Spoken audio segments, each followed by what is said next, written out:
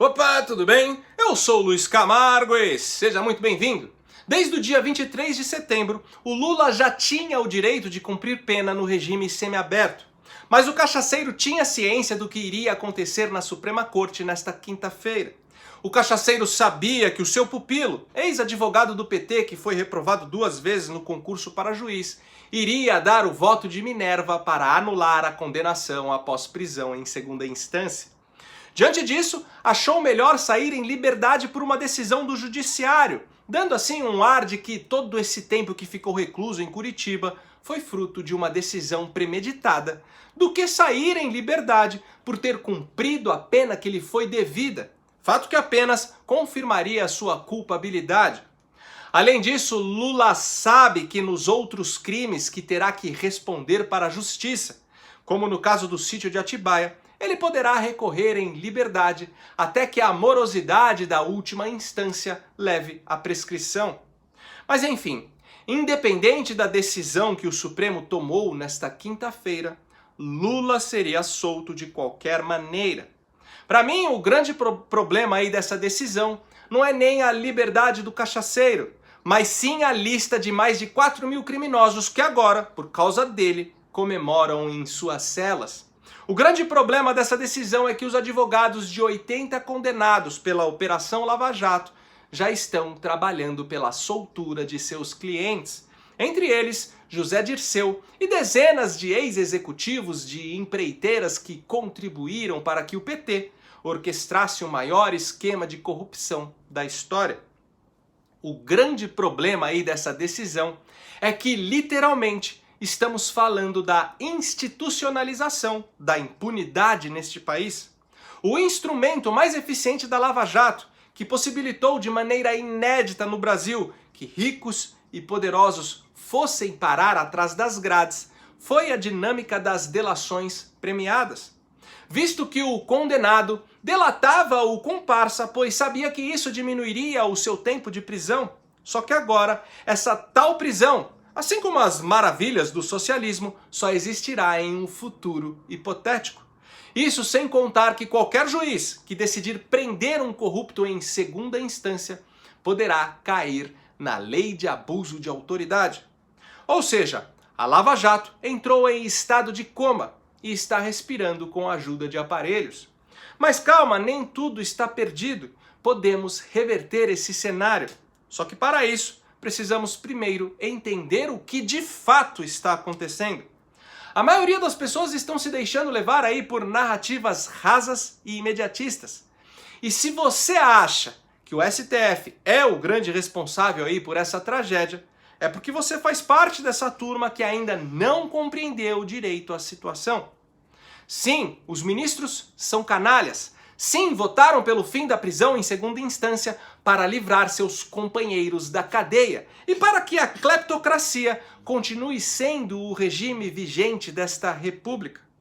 Mas ainda assim, o que o Supremo decidiu nessa quinta-feira não foi errado. Calma, assiste o vídeo até o fim que você vai entender. Primeiro, vamos à nossa ineficiente e discricionária Constituição Federal. Nela, em seu artigo 5º, diz que ninguém será considerado culpado até o trânsito em julgado de sentença penal condenatória.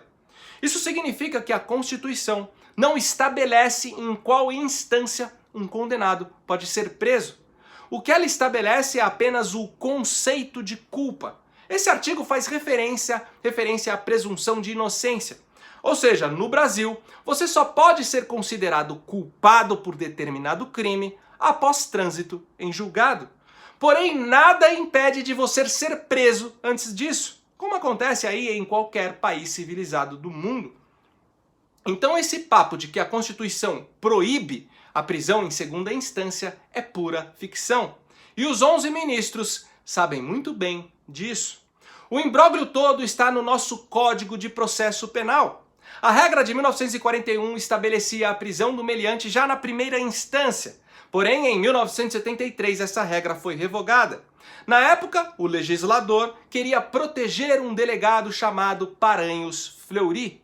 Desde então, passou a vigorar a prisão apenas após segunda instância. Essa lei ficou conhecida como Lei Fleury. Em 2009, o STF, na ocasião da votação de um habeas corpus com relatoria do ministro Eros Roberto Grau, firmou a jurisprudência de que a execução penal só pode iniciar após o trânsito em julgado. Porém, o Supremo, de acordo com a Constituição, não pode mudar a nossa legislação. Esse é o papel do poder legislativo e não do judiciário. E a lei não foi alterada. O entendimento de prisão após segunda instância permaneceu e não foi questionado, até o surgimento do Mensalão, onde em maio de 2011 a maioria petista no Congresso, apoiada pelas prostitutas do Centrão, decidiram aprovar às pressas a Lei número 12.403, que alterou o texto do artigo 283 do Código de Processo Penal, alinhando assim com o entendimento do STF de 2009, que estabelece a prisão só depois de trânsito em julgado. A partir disso, os ministros do Supremo poderiam, seletivamente, absolver os corruptos através da prescrição. Essa lei infame de 2011, conhecida como a Lei do Mensalão, era tão absurda que nunca foi seguida pelo Poder Judiciário, que continuou a prender os criminosos na segunda instância.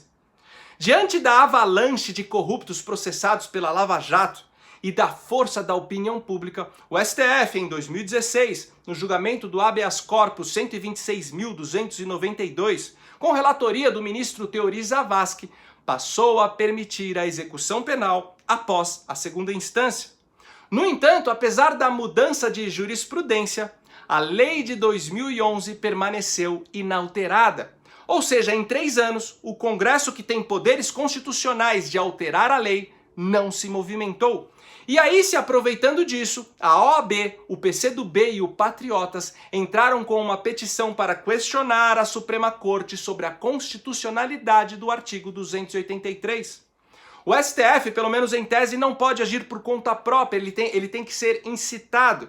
E foi isso que levou os nossos ministros a tomarem a decisão desta quinta-feira.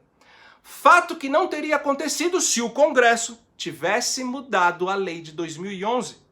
Nesta quinta, o Supremo poderia sim ter tomado outra decisão, mas isso seria uma canetada, seria aviltar uma decisão que foi tomada pelo Poder Legislativo. Ação que não seria nada constitucional, já que a Constituição, em seu artigo 2º, prevê a independência entre os poderes. Eu sei que eles já rasgaram esse artigo em outras oportunidades, quando legislaram a favor do casamento gay, ou com a lei da homofobia, por exemplo. Sim, eles são canalhas, não nego isso. Agem de acordo com a conveniência do momento. Porém, isso não muda o fato de ser inconstitucional o Supremo legislar. Quem cria e modifica as leis são os deputados e os senadores. Só que estes nunca tiveram o interesse de estabelecer uma lei que poderia colocá-los atrás das grades. E, infelizmente, a maioria dos brasileiros usam as urnas como vaso sanitário. Até se atentam aí na escolha do presidente ou do governador, mas não estão nem aí com os pilantras que acabam ocupando as cadeiras do Congresso Nacional. Só que em uma democracia é justamente o legislativo que detém o maior poder. A grande verdade é que não adianta nada se rebelar contra o STF. Se queremos mudar algo em nossa legislação, devemos cobrar dos congressistas, devemos cobrar dos nossos deputados e senadores. São eles que têm essa prerrogativa. E isso é ótimo, pois os ministros da Suprema Corte estão cagando para os nossos anseios e opiniões. Para eles, somos seres inferiores. Diferente dos deputados e senadores que dependem do nosso voto. Por isso que chegou o momento de fazer pressão. Lote a caixa de e-mail do seu deputado e do seu senador exigindo a mudança dessa lei, exigindo que a execução de sentença passe a acontecer imediatamente após esgotada a fase recursal da segunda instância. Inclusive, já está em tramitação no Congresso a PEC 410/2018, que prevê essa alteração.